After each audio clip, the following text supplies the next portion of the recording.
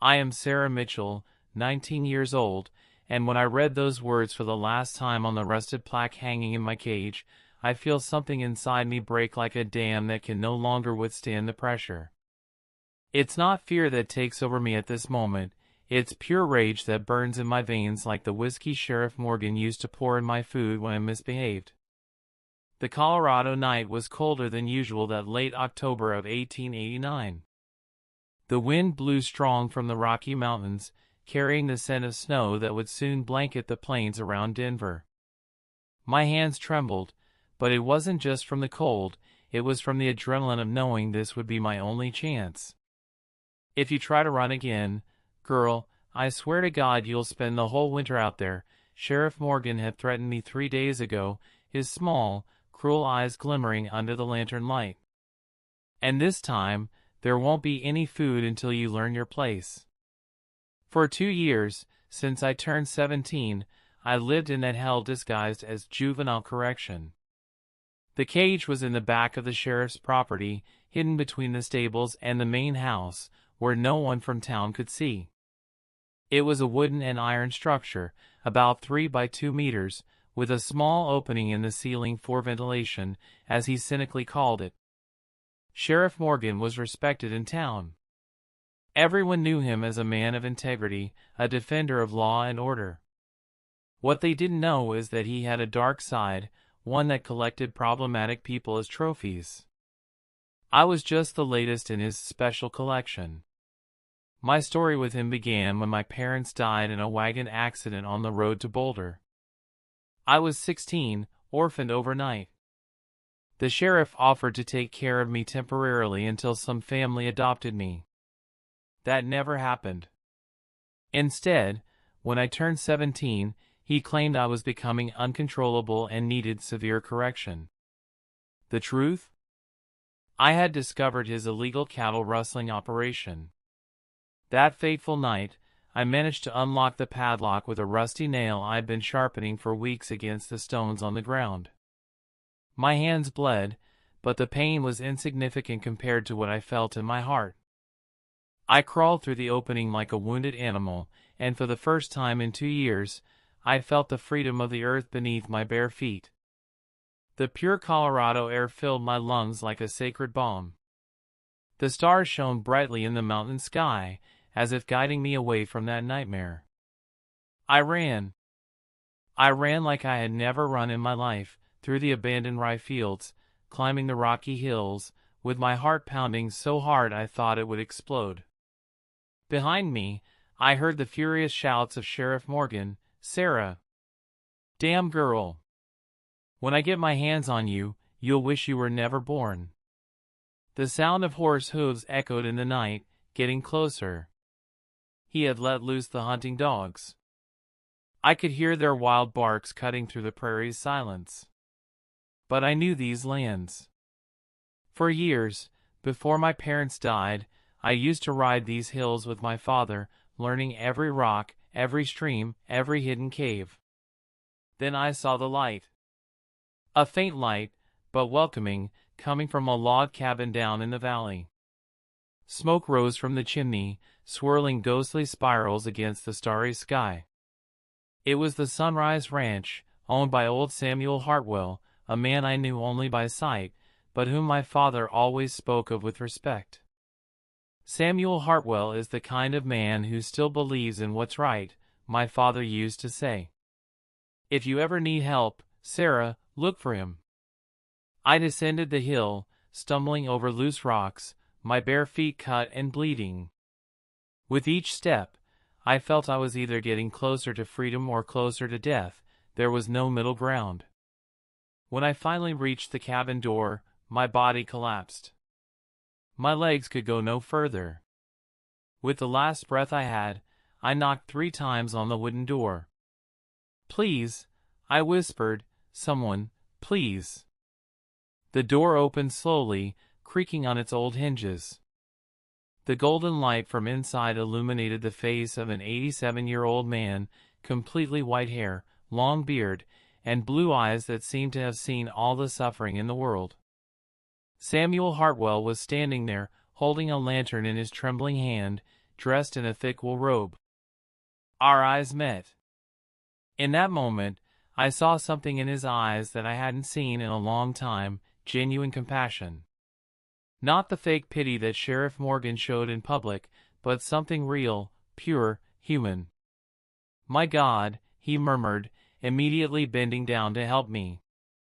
"Child, what did they do to you?" I couldn't speak. The words were stuck in my throat, along with years of fear, rage, and hopelessness. All I could do was point behind me, towards where he was coming from, and whisper. "The sheriff, he kept me, in a cage." Samuel's eyes filled with tears. He lifted me with surprising strength for his age and carried me inside the cabin. The warmth of the fire in the hearth surrounded me like a hug I hadn't received in years. "You're safe now," he said, his deep voice trembling with emotion. "No one will hurt you here. I promise." As he covered me with a wool blanket, I could see old photographs on the cabin walls of a young woman with dark hair and a sweet smile. Even in my exhausted state, I noticed how Samuel's eyes would often drift to those photographs with a deep sadness. Outside, the distant barks of the hunting dogs could still be heard, but they seemed to be fading away. Samuel walked to the window, observed for a moment, then closed the heavy curtains. "They won't look here," he said, returning to the fire. "Samuel Hartwell has a reputation in these parts. Even Sheriff Morgan knows it would be foolish to come to my property without a good reason." That night, for the first time in 2 years, I slept in a real bed. But more importantly, for the first time in a long time, I slept without fear. Let me know in the comments where you're watching from. This is just the first part of an incredible journey of struggle and redemption that you won't want to miss. I woke up to the smell of fried bacon and strong coffee invading my senses. For a moment, I thought I was still dreaming. It had been 2 years since I had smelled a meal made with love. In Sheriff Morgan's cage, food was just cold leftovers thrown on the floor as if I were an animal. The golden morning light from Colorado filtered through the linen curtains, creating dancing patterns on the cabin's wooden wall. I could hear the distant murmur of the stream running behind the property and the soft neighing of the horses in the stable. It was like waking up in a dream I had long given up hope of experiencing again. "You're safe, Sarah," I murmured to myself, repeating the words Samuel had said the night before. "You're safe." I slowly got up, still feeling the pain of years of confinement in muscles that barely remembered how to move freely. My bare feet touched the polished wooden floor, and for a moment, I just stood there, feeling the smooth texture beneath my fingers. In the cage, the floor had been dirt and sharp stones. Samuel was in the kitchen, with his back to me, stirring something in a cast iron pan on the wood stove. His white hair shone with the morning light coming through the window. Even with his back turned, I noticed his shoulders were hunched, not just by age, but by the weight of some deep sorrow. "Good morning, child," he said without turning, as if he had sensed my presence. "I hope you were able to rest a bit." "Mr. Hartwell," I began, my voice still hoarse from the night before. "Samuel," he gently corrected me, finally turning to face me. His blue eyes seemed even kinder in the daylight. "Just Samuel." He served me a plate full of bacon, eggs, and fresh bread, along with a steaming mug of coffee. My first reaction was one of hesitation. For so long, food had been a weapon of control against me. But something in Samuel's eyes told me this was different. This was an act of genuine care. "Eat slowly," he advised, sitting down across from me at the rustic oak table. "Your body needs to get used to real food again." As I ate, and it was the most delicious meal I had tasted in years, I noticed how Samuel's eyes occasionally drifted to the photographs on the wall. One, in particular, caught my attention, a young woman with dark braided hair, wearing a blue dress, smiling brightly in front of a Palomino horse. She's beautiful, I commented softly, following his gaze. Samuel paused in the middle of bringing his mug to his lips. For a moment, I saw pain so intense cross his face that I almost regretted speaking. But then he sighed deeply and set the mug down on the table. She was, he said, his voice rough with emotion. That was my Emily. My only daughter. Was? I asked, though I already knew by the way he spoke in the past tense that something terrible had happened. Samuel slowly got up and walked over to the photograph, touching the frame with trembling fingers. Emily died 3 months ago. Pneumonia. The nearest doctor is in Denver, and with the roads bad because of the spring rains, his voice cracked. I couldn't save her. The silence filled the cabin like a heavy shroud. I understood then why Samuel seemed to carry the weight of the world on his shoulders. I understood why those kind eyes also held such deep sorrow. She was all I had left after my wife died in childbirth, Samuel continued, still looking at the photograph. For 24 years, Emily was my reason to live. She took care of the house, helped with the cattle, sang in the morning while making coffee. A solitary tear rolled down his wrinkled cheek. When she died, I thought my life was over too. I got up from the table and walked over to him. Without thinking, I placed my small hand on his broad arm. I'm so sorry, Samuel. I'm really sorry. He covered my hand with his, and in that moment, 2 wounded souls recognized each other. No more words were needed. We had both lost our families. We had both gone through a hell that few could understand. You know what's strange? He said, wiping his eyes with his shirt sleeve. When you showed up at my door last night, for a moment, it was as if Emily had sent an angel. You're the same age she was when. He couldn't finish. The following days turned into a routine of mutual healing. Samuel showed me the property, 500 acres of rich land surrounded by snow-covered mountains, with a herd of 200 head of Hereford cattle, sturdy horses, and a lush valley cut through by the Crystal Creek stream. My grandfather bought this land in 1845, Samuel explained as we walked through the pastures. He built this cabin with his own hands, using pine logs from the mountains. 3 generations of the Hartwell family have worked this land. I absorbed every word, every story, like a parched sponge finally touching water. Samuel taught me how to milk cows, ride the gentler horses, identify the different medicinal plants that grew wild in the fields. More importantly, he taught me that there was kindness in the world, that there were people who cared without expecting anything in return. In return, I brought life back to that silent house.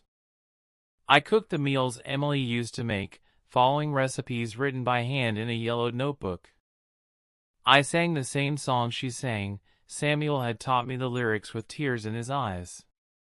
I cleaned the house, tended to the chickens, and slowly, a smile began to return to the old farmer's face. You have skilled hands, Sarah, he said one afternoon, watching me fix a broken fence. And a strong spirit. Stronger than you think.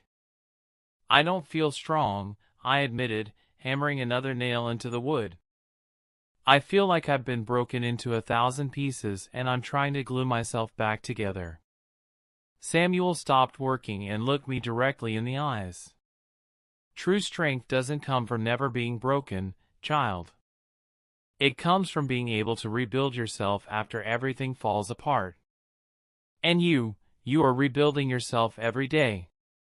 That night, while we drank chamomile tea in front of the fire, Samuel told me about Sheriff Morgan.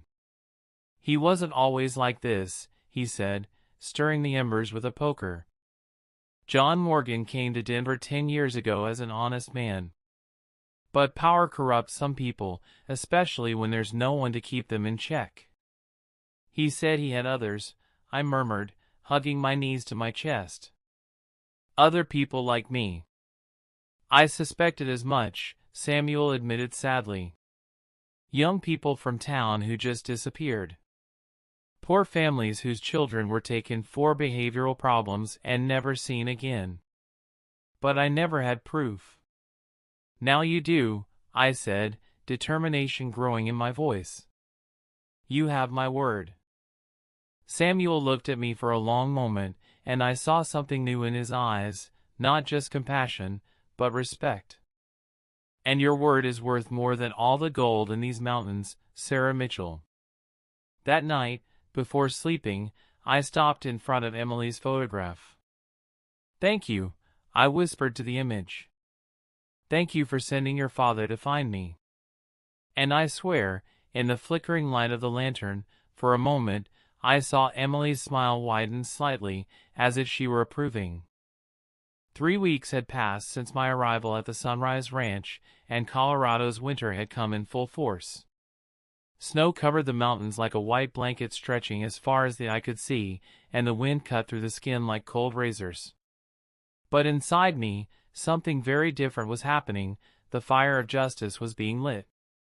Sarah, you're different, Samuel observed on a cold morning as I practiced target shooting in the backyard. Over these weeks, he had taught me to shoot with his Winchester 1873, and I had become surprisingly accurate. There's a determination in your eyes that wasn't there before. He was right. The frightened young girl who had knocked on his door that night was dead. In her place, a woman forged by the fire of adversity and tempered by the fury of injustice was being born. Every shot I made at the target was a silent promise to all the other victims of Sheriff Morgan. Samuel, I said, lowering the gun and turning to face him. I need to tell you something I discovered. 3 days before, while Samuel slept, I had ridden to the vicinity of the sheriff's property under the cover of darkness. Not to run away, I would never run from anything again, but to investigate. What I found made me realize that my suffering had been only the tip of the iceberg. There are more cages, Samuel, I said, my voice trembling not with fear, but with contained rage. I saw at least 4 similar structures hidden behind his property. And there were voices coming from inside them. Samuel's face paled like the snow on the mountains. He sat heavily on the log we used as a bench, suddenly looking much older than his 87 years. My God, he murmured. How many young people? I'm not sure, I replied, but I heard at least 3 different voices. 2 sounded like boys, maybe 16 or 17 years old. One was a younger girl, maybe 15. At that moment, I made a decision that would change everything. I knelt in front of Samuel and took his rough hands between mine. Samuel, I'm going to ask you something, and I need you to be completely honest with me. Would you help me free them? Samuel's blue eyes studied me for a long moment. I saw in them a storm of emotions, fear, concern, but also something that filled me with hope, determination. Sarah, he said slowly, you're talking about confronting Sheriff Morgan directly. This is practically a declaration of war. Then let it be war, I replied without hesitation. He's been waging war on innocent young people for years. It's time someone fought back. Samuel sighed deeply, looked at the photograph of Emily by the cabin window, then turned his eyes back to me. Emily would be the same age as some of these kids if she were still alive, he said, his voice growing in determination. And if she were in one of those cages. He didn't need to finish. In the days that followed, our peaceful ranch transformed into a strategic headquarters. Samuel revealed military knowledge I didn't know he had. He had fought in the Civil War alongside the Union as a sergeant in the 1st Colorado Cavalry Regiment. The first rule of war, Sarah, he taught me as he drew maps of the sheriff's property on the kitchen table, is to know your enemy better than he knows himself. We discovered that Sheriff Morgan had a strict routine. Every Tuesday and Thursday, he traveled to Denver for official meetings, in reality, to sell stolen cattle in underground markets. These were our windows of opportunity. But we're not just going to free them and be done, Samuel continued, his eyes gleaming with the cunning of an old soldier. We're going to gather evidence. We're going to make sure John Morgan can never hurt anyone again. In the meantime, I trained. I trained with guns, with horses, with survival in the mountains. Samuel taught me to track, to move silently through the snow, to use the terrain to my advantage. I discovered that I had a natural talent for guerrilla warfare, probably the result of 2 years learning how to survive like a trapped animal. "You have the spirit of a mountain warrior," Samuel said one afternoon, after I had managed to sneak up on him silently through 200 meters of deep snow.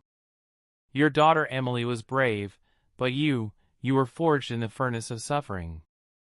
That made you stronger than any military training could." The night before our first reconnaissance mission, Samuel called me for a serious conversation in front of the fireplace. "Sarah, I need you to understand one thing," he said, his deep voice echoing in the cabin. "Once we start this, there's no going back. Sheriff Morgan has political connections, powerful allies. If he finds out it was us, he'll try to kill us. I finished for him." "I know, Samuel. But I'd rather die fighting for justice than live knowing I could have saved those kids and did nothing." Samuel smiled, the first genuinely proud smile I had seen on his face since I arrived. Emily would have said exactly the same thing. That night, I couldn't sleep. I stayed on the back porch, looking at the crystal-clear stars in the Colorado sky, thinking of all the young people suffering just a few miles away. The temperature was below freezing, but the fire of determination warmed me from within. "Hang in there," I whispered to the cold wind, knowing that somehow my words would reach them. "Sarah Mitchell is coming. And when I do, hell comes with me." The next morning, Samuel woke me before dawn. "It's time," he said simply. We dressed in dark clothes, carried our weapons, and rode to the mountains. The snow crunched beneath the horses' hooves, and our breath formed clouds of vapor in the cold air. As we neared the sheriff's property, my heart beat like a war drum. From the top of a rocky hill, we could see the property stretching out in the valley below. The cages were now visible, dark and sinister structures that marred the landscape like scars. And there, walking between them with a whip in hand, was Sheriff Morgan himself. "That bastard," Samuel muttered through gritted teeth, adjusting the military binoculars he had brought from the war. He's beating them." Something inside me snapped at that moment. All the pain, all the humiliation, all the rage of the last 2 years concentrated into a single point of white, pure fury. My hand instinctively moved to the Winchester by my side. "Not yet," Samuel whispered, gently but firmly holding my wrist. "First, we save the victims. Then we settle the score." But as we watched Sheriff Morgan continue his tortures, I knew that the time for settling the score was coming faster than we imagined. And when it came, it would be like a hurricane coming down from the Rocky Mountains, relentless, devastating, and absolutely inevitable. The Wild West was about to witness a justice that would echo through these mountains for generations. If your heart is racing, leave a like. The next chapter will be explosive. This is for Emily. This is for all of us. The snowstorm that hit Colorado that Tuesday was no coincidence, it was the sky itself conspiring in our favor. Sheriff Morgan had left for Denver before dawn, leaving only 2 henchmen guarding the property. This was our chance. I am Sarah Mitchell, 19 years old, and at this moment, descending the icy slopes of the Rocky Mountains with Samuel by my side, I know that today will change everything. Not just for me, but for all the souls trapped in those damned cages. "Remember the plan," Samuel whispered as we positioned ourselves behind the stables. His blue eyes gleamed with the determination of a Union soldier who had faced the fires of battle. "First, we free the prisoners. Then we gather the evidence. Morgan will pay for every tear shed in this place." The wind howled like a wounded wolf, muffling our movements. I approached the first cage, my heart breaking when I saw a 16-year-old boy curled up in the corner, trembling from the cold and fear. His eyes widened when he saw me. "Don't be afraid," I whispered, starting to work on the lock with the tools Samuel had brought. "We've come to save you." "Why you're real," murmured the boy, his voice hoarse with desperation. "I dreamed so much of being saved that—" "I'm real," I replied, feeling the lock give way. "And you're free. Now." One by one, I opened the cages. 3 young people emerged like resurrected ghosts, the 16-year-old boy named Thomas, a 17-year-old named Marcus, and a 15-year-old girl named Lucy. All thin, wounded, but alive. All with that same look I had when I knocked on Samuel's door, the look of someone who had lost faith in humanity. "Samuel!" I shouted in panic as I saw one of the sheriff's henchmen approaching the main stable. "Company!" The old warrior didn't hesitate for a second. With surprising agility for his 87 years, Samuel emerged from the shadows like an avenging ghost. The confrontation was brutal and swift, decades of military experience against the arrogance of an ordinary henchman. In seconds, the man was on the ground, unconscious. "The other henchman is in the main house," gasped Thomas, pointing to the building. "He has the keys to the office where Morgan keeps, where he keeps the records." My eyes blazed. "What records?" "Names," whispered Lucy, tears freezing on her cheeks. "Names of everyone who passed through here. Some never left alive." The world stopped for a moment. The magnitude of Sheriff Morgan's evil hit my chest like a bullet. They weren't just prisoners, he was a serial killer operating under the guise of the law. "Samuel," I said, my voice now as cold as the mountain wind. "Take them to the ranch. I'll get the evidence." "Sarah, no," he protested. "It's too dangerous." "No more dangerous than spending 2 years in a cage," I replied, carrying my Winchester. "This hell ends today." The confrontation in the main house was like a deadly dance. The second henchman was bigger and stronger, but I had something he didn't, justified fury burning through my veins. When he drew his gun, I was already moving, using every technique Samuel had taught me. The shot echoed across the property like thunder. When the smoke cleared, I was standing, and he was not. In the sheriff's office, I found the horror documented. Notebooks full of names, dates, transactions. Young people sold as slaves to distant farms. Others marked as eliminated when they became problematic. It was an empire of evil operating in the shadows of Colorado. But it was when I found a specific entry that my blood truly froze. Emily Hartwell, 24 years old, very problematic. Discovered cattle operation. Eliminated via pneumonia. Father too old to suspect. Emily hadn't died from disease. She had been murdered by Sheriff Morgan because she discovered his crimes. The creak of the door made me spin. There he was, Sheriff John Morgan himself, having returned early from Denver. His small, cruel eyes immediately recognized me. "Sarah Mitchell," he said, slowly drawing his Colt .45. "The girl who escaped the cage. You should have stayed hidden." "And you should have stayed dead," I replied, raising my Winchester. "You killed Emily Hartwell," I declared, my voice echoing through the room like a death sentence. The cruel smile disappeared from his face. "That damned girl interfered where she shouldn't have. Just like you're doing now." "The difference," I said, cocking the rifle, "is that I won't die easily." The duel that followed was legendary. 2 shots fired simultaneously. His missed by inches, grazing my hair. Mine didn't miss. Sheriff John Morgan fell like a giant oak being felled, his cruel eyes finally extinguishing forever. 3 hours later, official justice arrived in the form of Federal Marshal William Hayes, whom Samuel had secretly contacted during the week. Hayes examined the evidence with growing horror. "My God," he murmured, flipping through the grim notebooks. This is the biggest corruption scandal I've ever seen in Colorado. Miss Mitchell, you've saved dozens of lives by exposing this." The following spring, when the snow melted and wildflowers covered the fields of Sunrise Ranch, a special ceremony took place. Samuel Hartwell, now 88 years old but looking 20 years younger since he regained his purpose in life, held my hand in front of the federal judge. "Sarah Elizabeth Mitchell," said the judge solemnly, "by order of the Colorado Territory and witnessing your exceptional character demonstrated in the fight against corruption, I officially declare you adopted by Samuel James Hartwell. May you be happy as father and daughter." Samuel couldn't contain his tears when he embraced me. "Emily sent you to me," he whispered in my ear. "I'm sure of it." I looked at Emily's photograph on the wall of the cabin, our cabin, and I swear I saw her smile and nod in approval.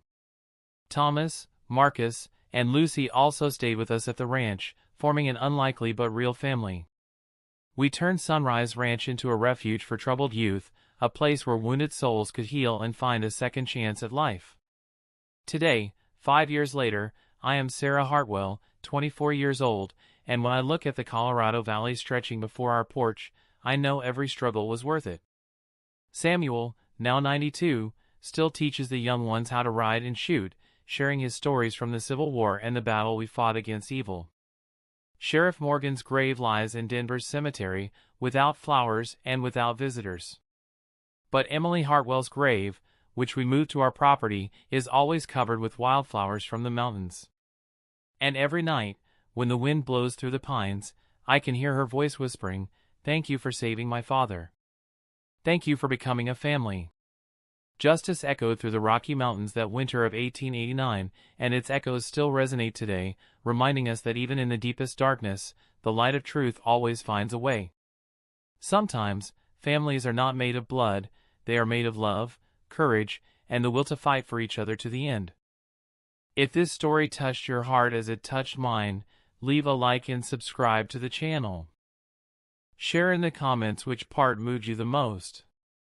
Remember, your strength is not measured by how many times you've never fallen, but by how many times you can get back up. You are stronger than you think.